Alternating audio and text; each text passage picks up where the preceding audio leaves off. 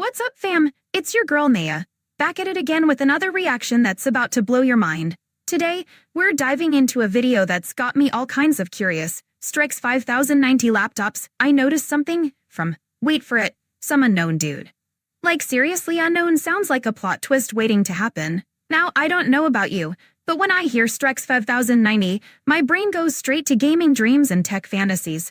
But what's this mysterious something he noticed? Is it a groundbreaking feature or just a case of tech envy?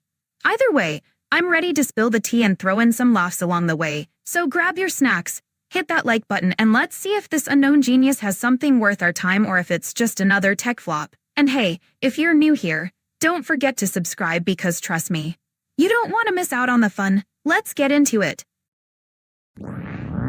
Last week, my RTX 5090 came in, and I was very excited to pop it out of the box. I installed it into my desktop, and as I did that, a couple thoughts came to my mind that pertain specifically to laptops. So in order for me to install this into my system, I had to upgrade the power supply on that thing to a 1200 watts power supply. Upgrading to a 1200 watt power supply? That's wild.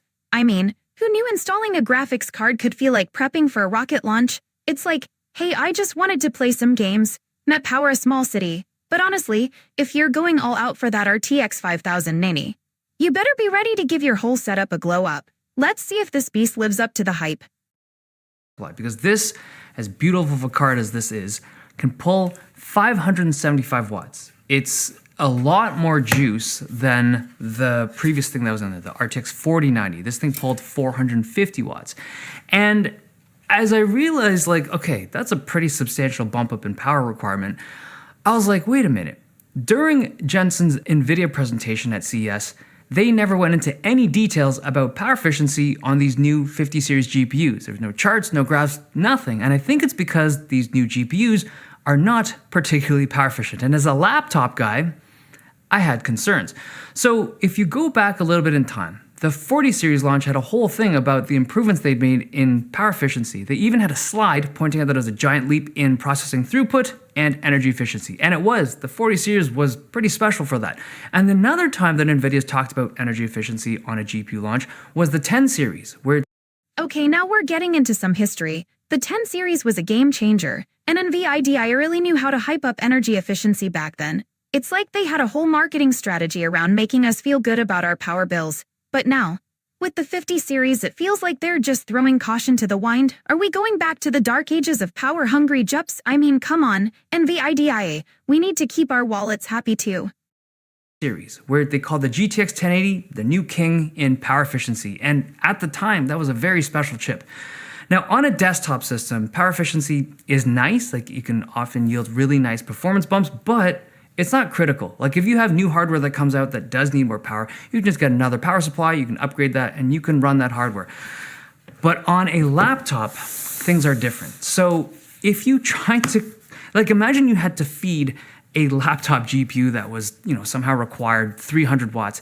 You cannot cool 300 watts of GPU power. It's just not possible. In fact, over the past few years, we've been limited to 175 watts as the maximum amount of power you can feed a laptop GPU. And that's on like a very specialized gaming laptop. So even the new stuff from 2025, MSI's new Titan, that thing has a 175 watt peak.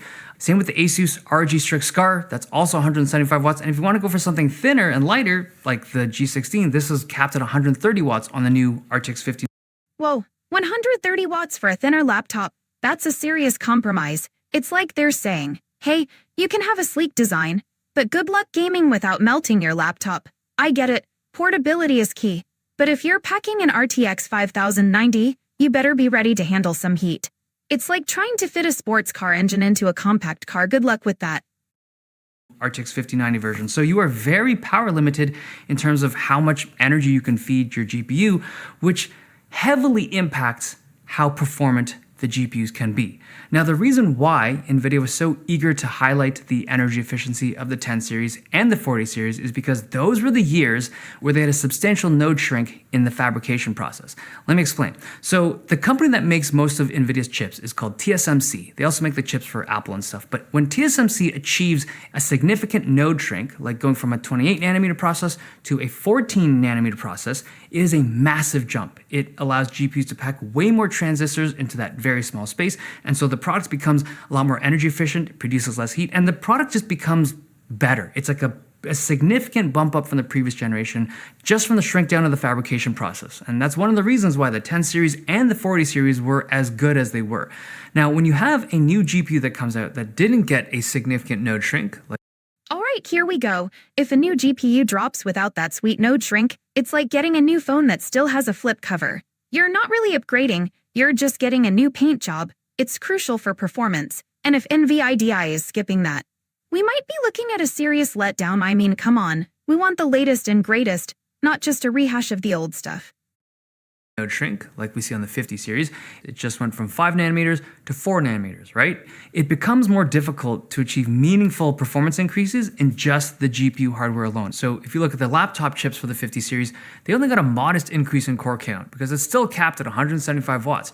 On the desktop, they were able to feed it more power, bigger gains. So raw performance on laptops probably didn't improve by that much. That is why NVIDIA leans so heavily on the AI software like DLSS 4 and multi-frame generation during their presentation.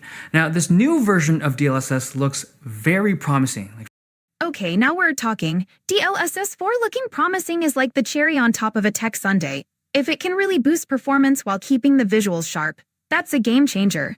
But let's be real, if it's just a flashy demo with no real-world application, we might be in for a letdown. I need to see this in action, not just on a slick presentation slide.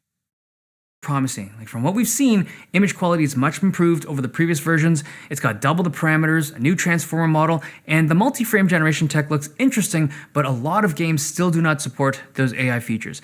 Now, There it is, the classic great tech. But where's the support dilemma? It's like having a fancy new car but no roads to drive it on. If games aren't jumping on the AI bandwagon, all that promise could just be hot air. I need to see those features in action. Or it's just another shiny toy collecting dust. Now, there is an argument to be made, a valid argument, I would say, that if you want the gaming industry to actually move forward and you want gaming hardware to actually improve, we need tools like DLSS. We need things that are software-based instead of just being completely reliant on process node shrinks. Like, you can only shrink it down so far, and eventually you hit a wall, and if you hit that wall and if you don't have other ways to achieve better gaming technologies, you're kind of boned. I firmly believe that there's merit to that argument, but when it comes to like buying new hardware on a year like this, where there's like a lot of cool stuff and a lot of cool features that come out, you kind of have to be careful because the marketing around all this stuff can be really thick. The way they marketed the desktop and laptop 5070 was really weird during the presentation. Like they were claiming that the 5070 laptop had... Wait, hold up. Claiming the 5070 laptop has 4090 performance at half the power? That's some serious marketing magic right there. It's like saying you can get a sports car for the price of a compact. I need to see the benchmarks on that because if it's true, we might be looking at a game changer. But if it's just smoke and mirrors, NVIDIA better be ready for some serious backlash. 4090 laptop.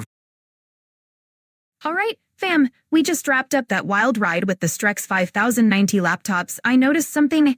Video from our mysterious friend, Mr. Known. Let's just say my mind is still doing backflips over all the tech drama we just witnessed. So, did it meet my expectations from the intro?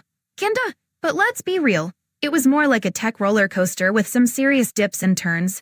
Those power supply upgrades, honestly, I felt like I was prepping for an NNC launch instead of just trying to game in style. And let's not even talk about that promise of 4090-like performance on the 5070 if that's true. Someone pass me the popcorn because we have a blockbuster happening in the tech world.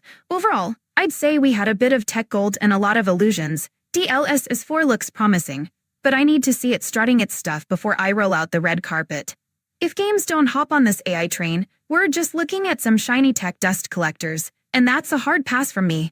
Alright, before I bounce and leave you hanging, can we just appreciate how incorporating a new GPU could feel like fitting a Ferrari engine in a tiny hatchback? That's a whole world of mess waiting to happen. Don't forget to smash that like button if you enjoyed this wild tech escapade, and hit subscribe for more of my reactions. Trust me, you won't want to miss what's coming next. Until then, keep it cute and keep it techy.